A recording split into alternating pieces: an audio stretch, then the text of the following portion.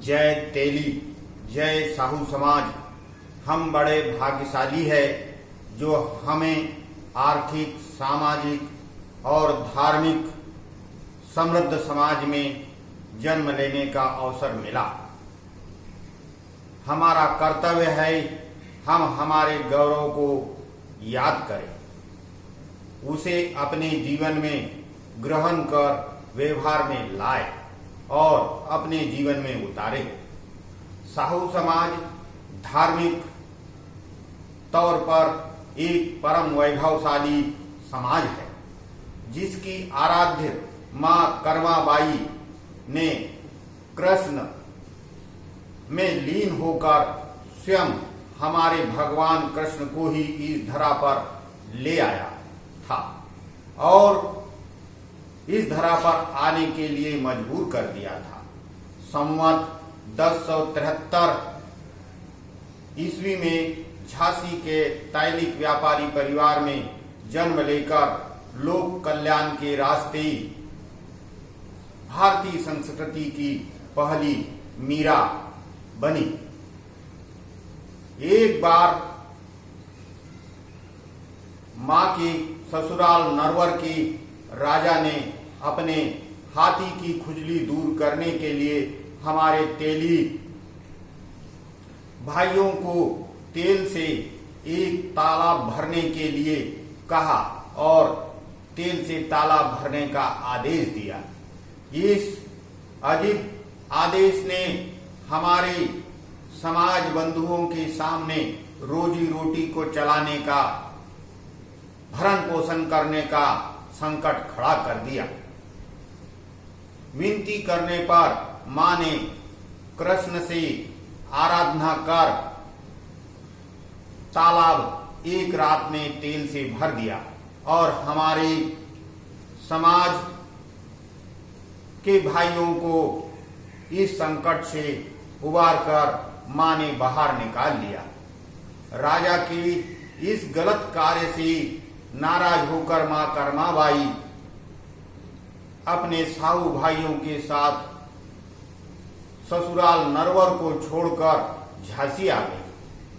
कृष्ण के प्रति बचपन से मोह रखने वाली मां ने पहले अपने ससुराल और फिर अपने मायके की आर्थिक समृद्धि और इस आराम को छोड़कर इस संसार की कलमश को त्याग दिया और मां कर्माबाई अपने आराध्य के धाम जगन्नाथपुरी को चली गई। पुरी के पुजारियों ने मां को मंदिर प्रवेश नहीं करने देकर पूजा से भी वंचित कर दिया। उन्हें अपने आराध्य के दर्शन नहीं करने दिए। कृष्ण भक्ति में बावरी लीन मां कर्माबाई ने जगन्नाथ मंदिर के बाहर बैठकर भगवान की आराधना की, स्तुति की। एक दिन मंदिर से निकलकर स्वयं भगवान जगन्नाथ मां कर्माबाई के पास पहुंचकर मां के हाथ की बनी खिचड़ी खाने लगे। पुजारी मंदिर खाली देखकर आश्चर्यचकित रह गए। उस दिन से भगवान जगन्नाथ रोज मां के हाथ की बनी खिचड़ी खाने इस मृत्युलोक में आते हैं। आज भी पुरी के जगन्नाथ मंदिर में रोज खिचड़ी बनती है और सबसे पहले मां के हाथ की बनी खिचड़ी को भोग भगवान को लगता है। तब से इसके बाद आज भी धार्मिक लोग इस खिचड़ी को पाकर अपना कल्याण समझते हैं और अपने आप को धन्य समझते हैं। हमें भी मां कर्मा की कृपा से भगवान के हाथ की खिचड़ी प्रसाद ग्रहण करने का सौभाग्य मिला है। मंदिर में लोग कहावत है, जगन्नाथ का भात जगत पसारे हाथ।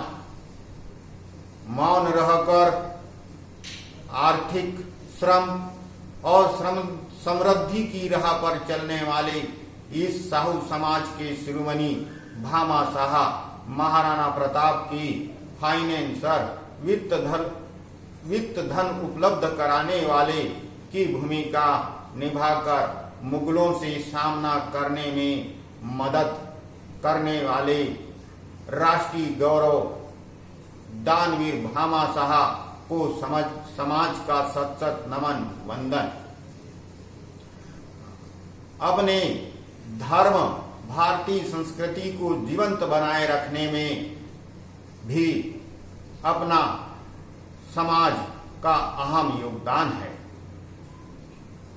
दिल्ली के सिंहासन पर बैठने वाला अंतिम हिंदू सम्राट एकमात्र तैलिक सम्राट रेवाड़ी अलवर राजस्थान से थे।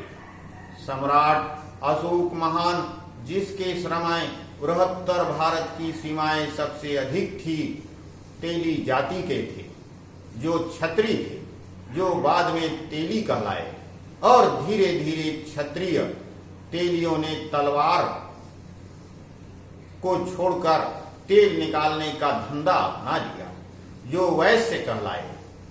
ऐसे में हमारे मूल निवासी समाज के गौरव धनवा तेली जी को हम कैसे भूल सकते हैं। उन्हें हमारे सभी समाज बंधुओं की ओर से सत सत नमन। और अब हमारे समाज के लिए माननीय नरेंद्र दामोदर दास मोदी जी देश के रत्न के तौर पर भारत के प्रभावशाली प्रधानमंत्री बनकर भारत के गौरव को निरंतर ऊंचाइयों पर ले जा रहे हैं, इतिहास बना रहे हैं, जो हम सभी समाज बंधुओं के लिए गर्व की बात है, जो समाज के लिए एक बिरला अमूल्य क्षण है। अतः सभी समाज बंधुओं को मोदी जी का सहयोग करना चाहिए, चूकना नहीं चाहिए।